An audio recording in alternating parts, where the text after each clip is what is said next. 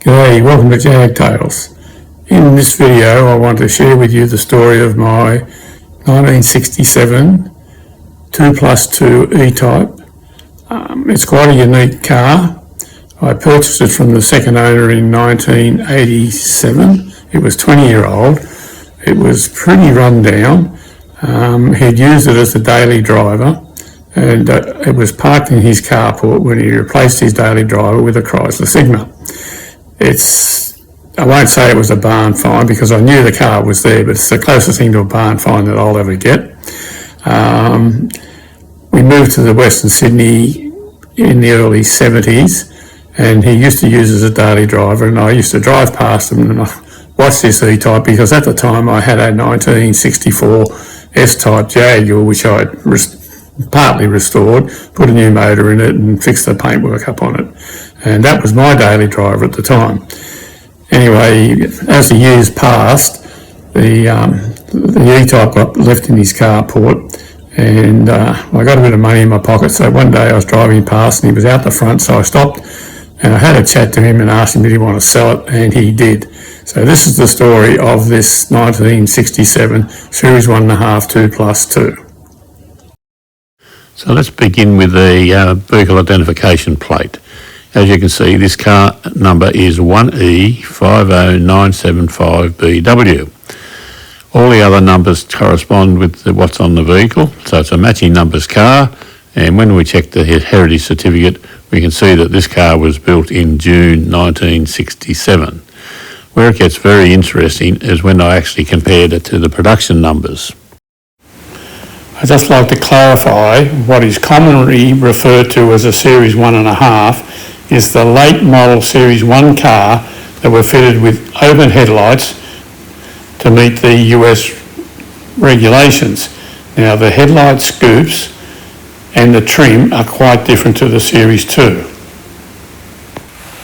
What I have here is information that was prepared by a Paul Skilleter, a well-known Jaguar historian and author, and while Jaguar never recognised there was such a thing as a Series 1.5, there was certainly a transition between the Series 1 and the Series 2. Now, these transition cars are listed here, and you can see that 1E50975 was the very, very first right-hand drive Series 1.5 2+2. In total, they made 404, and I believe there were 70 of those imported into Australia. Now each one of these cars has a different build specifications, so I would like to share with you the build specification on my particular car. So in total there was 6,720 Series 1.5 cars were produced. Right, now let's get back to the day that I actually bought the car. This was the first time I'd even sat in an E-Type. It was the first time I'd even looked at an E-Type, and being 6'4", I didn't realise that it hadn't been a 2+2. I would never have even fitted into it.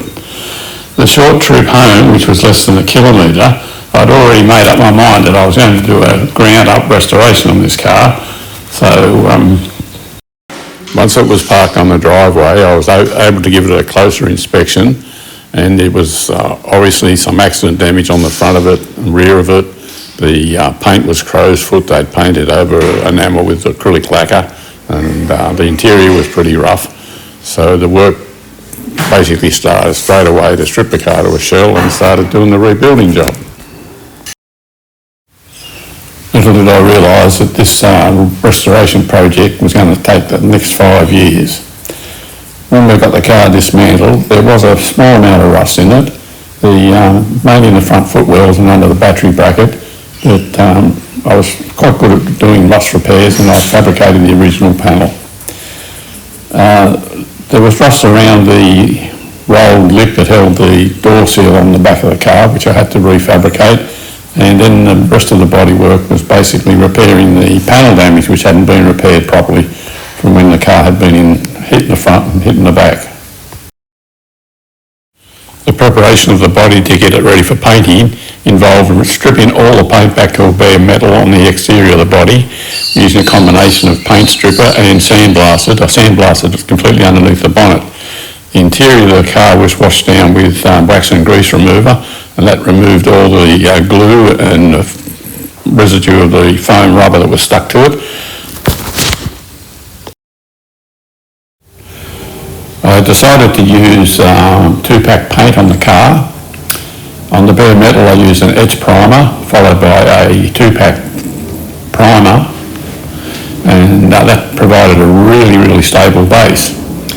The finish coat was a light mist and followed by 2 heavy wet coats, and this produced a what they call a toffee apple shine, and I was absolutely thrilled with the outcome. This was the first time I'd actually used 2-pack. I'd sprayed plenty of things with acrylic lacquer, but I was converted to using 2-pack from.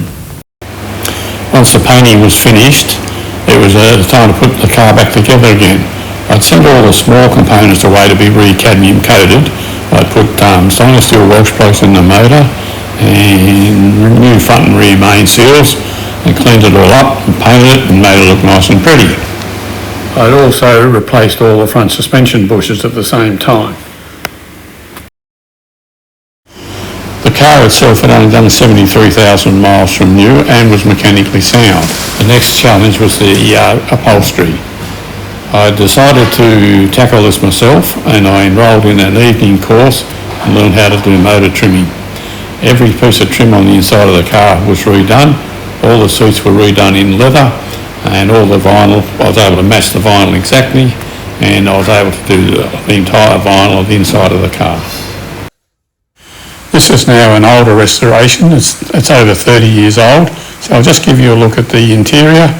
The car has always been kept garaged. It's been used for club events and the occasional formal wedding here and there, and the upholstery is in as good a condition today as it was when I did it 30 years ago.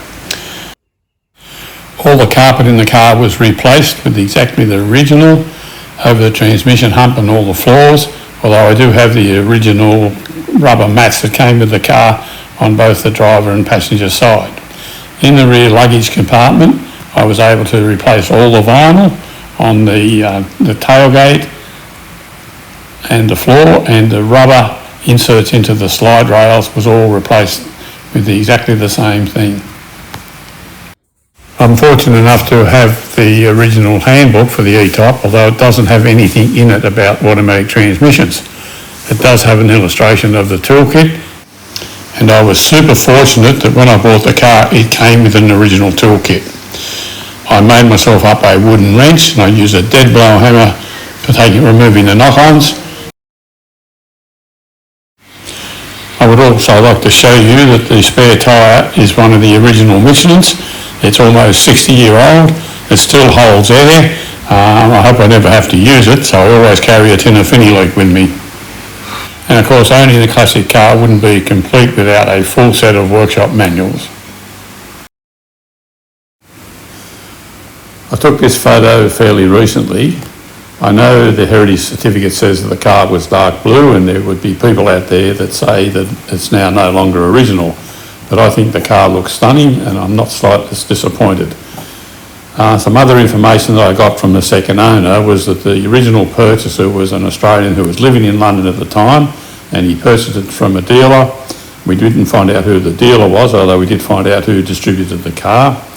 The car was very expensive, probably the most expensive E-Type you could buy at the time, and it was a personal import back into Australia. It had the green tinted windows, the Webasto sunroof, the automatic transmission, and he requested a lockable steering column, which came out of a Series 2. He also had the Tri-E wheel spinners on it, which I believe were made for the American market, although I don't think they were sold in the American market, so I think they were just an optional extra, whereas the two-eared spinners was available as standard in Australia and in England. The car also came fitted with seat belts. They were Britex. They weren't compulsory in Australia until 71, and I don't think they were compulsory in England until the early 80s. So part of the upgrade of the late Series 1 cars to the open headlights saw the introduction of the lockable lid on the glove box as well. I could be wrong, but I think all the Series 1 cars didn't have a glove box lid on them. The second owner also told me that after the car had been damaged in the front and the back, that the nudge bars were fitted in Australia by the original owner, just to try and protect the body. People had a bad habit of backing into E-types because the bonnets were so long. It wouldn't be a photo shoot of an E-type without some glamour photos, and here I have my wife adorning the bonnet of our E-type in the mid-90s, my son's wedding in the 2000s, and the kids going to their formal in the 2025. We'll just have a quick look under the bonnet, and the first thing you're going to notice is that the cylinder head has been painted blue. I have no explanation as to why. I have heard that it could be a Mark II head, I've heard that it could be a D-type head, but no. I found this information online, and when I checked it, my cylinder head had the engine number stamp on the head exactly as described. The only modification I found necessary to the car was to upgrade the cooling system, and I replaced the single-bladed Series 1 fan with a high-capacity multi-bladed Coolcat fan.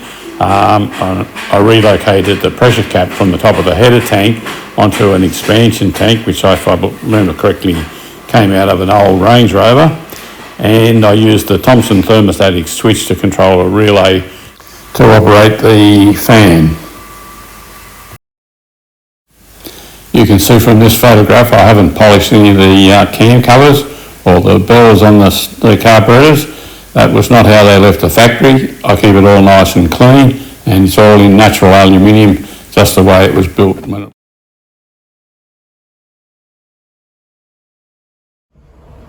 Hear the clicks? Yep. When they stop, you know there's no fuel leaks. Okay. Right, on the side of the speedo or the tacho there is a choke that's beside the tacho. Yep. Tacho. Up here. Oh. Lift that right to the top. Right to the top. Gotta go right to the top.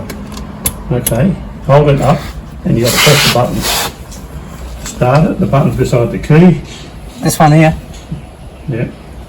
And there's a fire.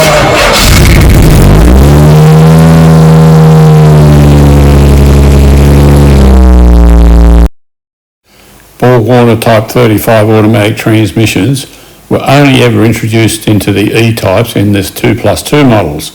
They are very rare, and what is unique about them is that the valving is geared to as D1, D2, low and reverse and park. Jaguar recommend that you actually take off in D2. D2 only engages second and third gears, whereas if you take off in D1, it engages first gear, second gear and third gear. But they recommend you take off in D2 because the 2-to-1 torque modification of the torque converter creates that much torque. The other thing you have to be very careful of is you do not engage the automatic transmission with the engine idling above about 500 RPM, because it develops so much torque that it'll actually push the wheels along smooth concrete or grass, even with your foot firmly on the brake pedals to stop the wheels from turning. When I put the E-type back together, I took a lot of time to install the proper soundproofing, and when the first time I drove the car, I was super impressed with how quiet it was, how smooth it was, and it performed really well. There was plenty of room for your feet. When you got number 12 boots, you've got to have room for your feet, and even though the steering is quite heavy at parking speeds, once you're on the open road, it's a sheer pleasure to drive. And I'm very pleased that I didn't decide to convert it to a manual car.